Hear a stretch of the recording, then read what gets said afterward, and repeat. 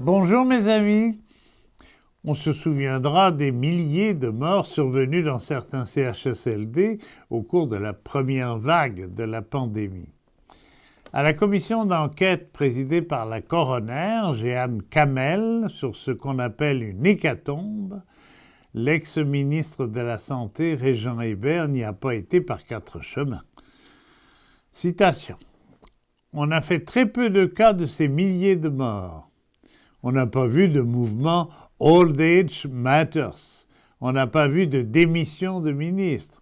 On n'a pas vu de limogeage de directeurs d'établissement. Même les woke ne se sont pas insurgés pour critiquer cette hécatombe chez les personnes âgées. Fin de citation.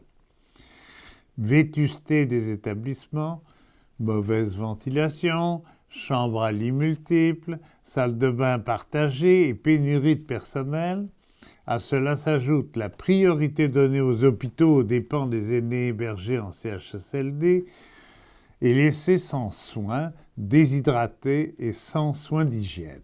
Comme moi, vous pensez que les soins de santé et d'accompagnement des plus dépendants constituent le premier des droits à respecter et à développer. Eh bien, nous nous sommes trompés. Dans les faits, ce n'est même pas le premier des devoirs.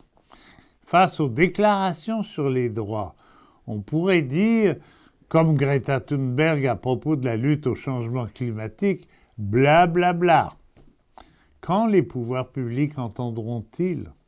Quand les technocraties hospitalières accueilleront-elles et donneront-elles les suivis nécessaires et urgents aux plaintes et aux enquêtes, avant qu'une nouvelle hécatombe nous tombe dessus?